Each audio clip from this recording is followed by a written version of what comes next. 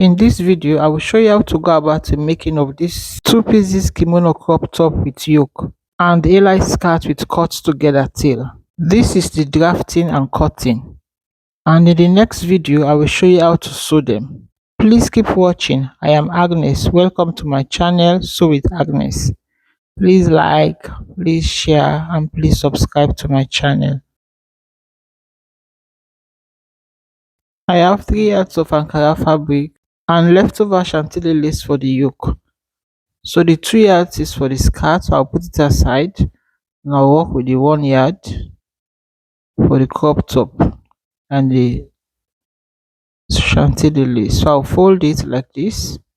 I'm trying to check which one is the right side. So I marked the wrong side, so I'll be able to differentiate it. So I fold it now on the right side. Then I separate it because I have to sew the chantilly lace on it. So I'll separate it into two equal.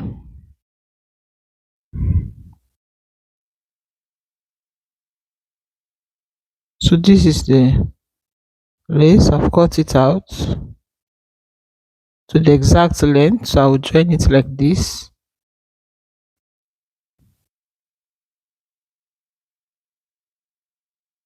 A half inch. So this is it after joining. So I've closed it. So now I'll fold it into two. We'll start to mark now. I'll fold it equally into two like so. Then I fold it again into four. You know, we are cutting kimono and we are going to cut both the back and the front together. Width is 18 inches on fold for the sleeve and the shoulder.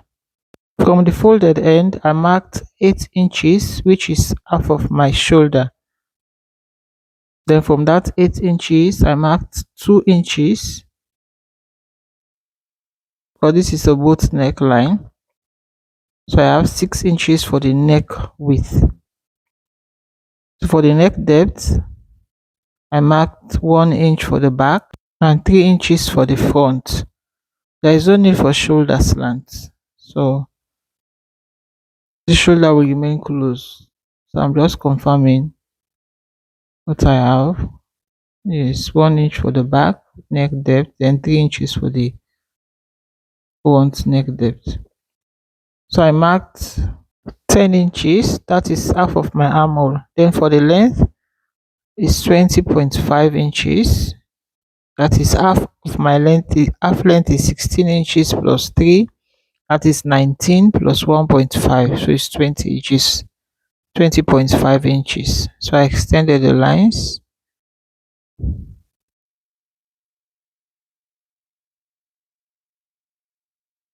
My bust is 40 inches plus 3, that is 43, divided by 4.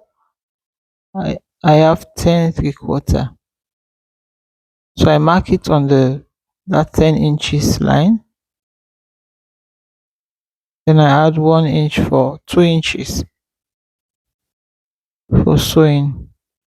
Then on the waist, my waist is 35 plus 3, that is 38, divided by 4. I have 9.5. So I mark it at the waistline. Then I added 2 inches as well. I connected the lines. Then I cover the armhole area like this. That is the sleeve opening as well.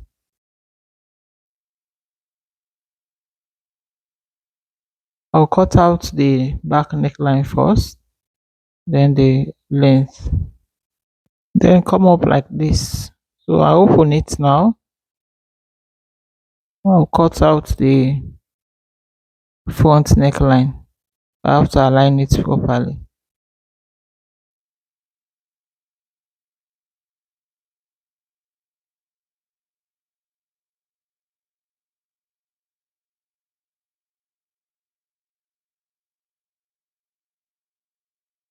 Notice the front neckline.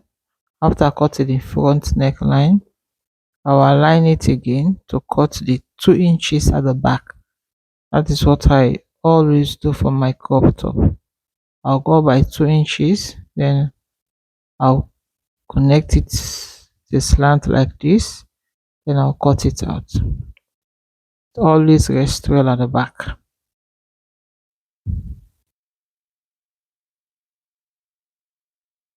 So this is the other yoke. I noticed that the yoke is light. No, it's chantilly, so I have to double the yoke.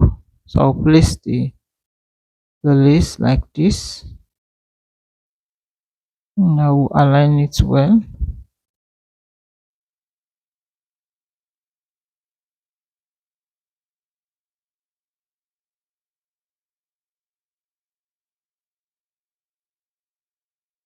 So after laying it well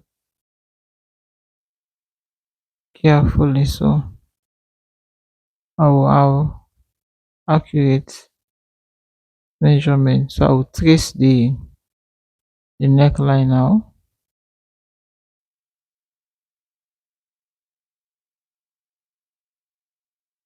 I traced out the neckline.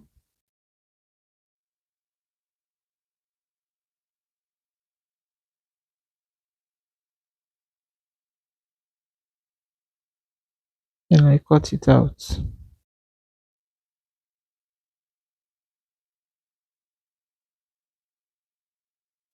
For the skirt, I've already marked the wrong side. So I'll fold. To fold, I use my hip measurement. My hip is 46. So 46 divided by 4, I have 11.5 inches plus 4 inches. The 4 inches is for the A line. So I have 15.5. I folded 16 inches in all.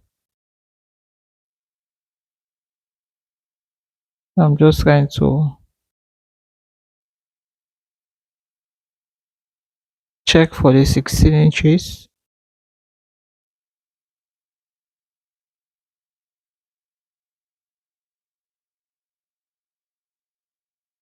So I have 16 inches there. I've cut out what I have for the front panel. So this is the front panel.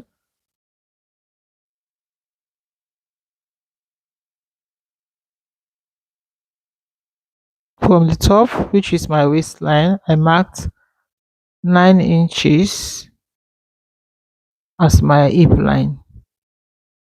From that same top, I marked 18 inches as my knee line. Then the length is 39 inches plus 1, that is 40 inches.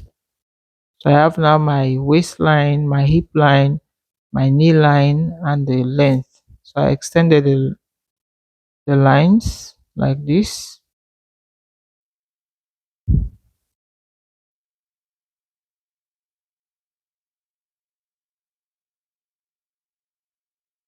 On the waistline, I marked my waist measurement of 35 inches divided by 4.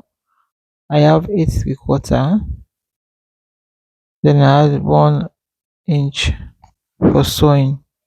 Then on the hip line, I have 46 divided by 4 is 11.5 plus 1 inch for sewing. There will be no dart on the front panel.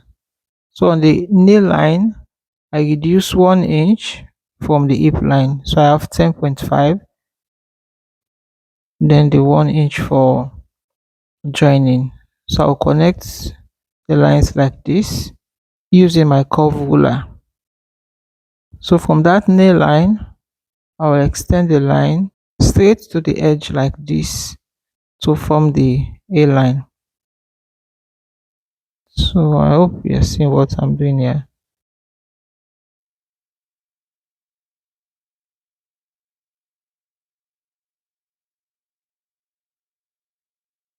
So on the front panel, I go down by 1 inch, then I'll connect the slant so that it can rest well at the front. So I'll cut now.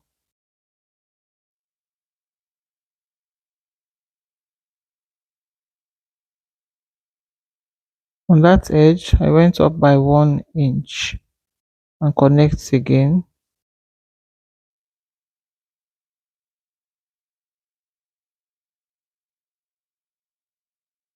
So this is the front panel. Cut it out. Now place it on top of the back. So I have this other fabric which is 20 inches on fold. So I'll align it well.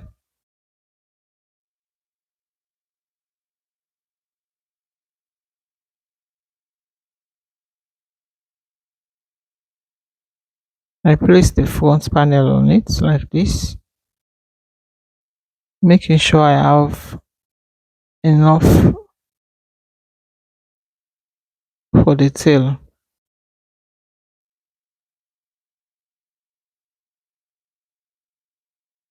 I have 4 inches extra that center. That is the center back.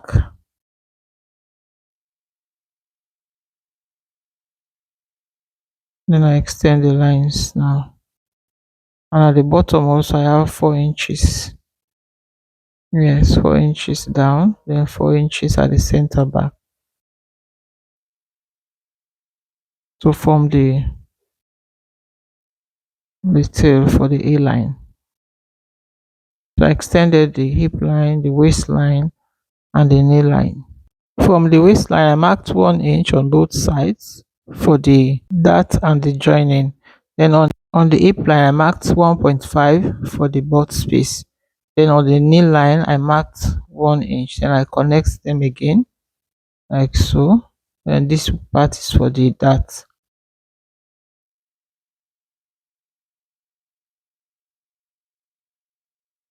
So from the knee line, I will extend again the line at the to the edge to form the tail, like you see me doing.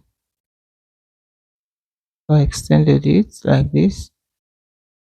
Then from this other end, I will slant it like this. So can you see? That is to form the tail. Then I'll go up by 2 inches. Then I'll connect it again, as you see me doing.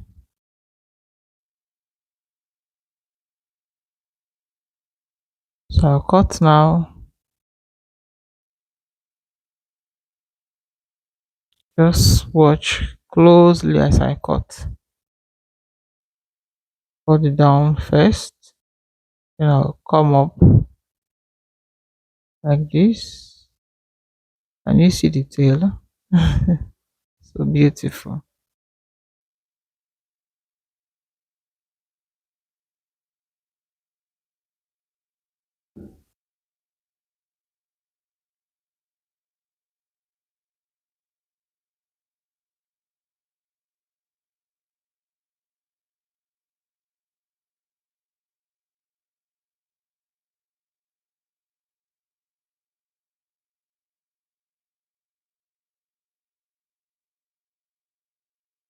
So I'll mark the dart now.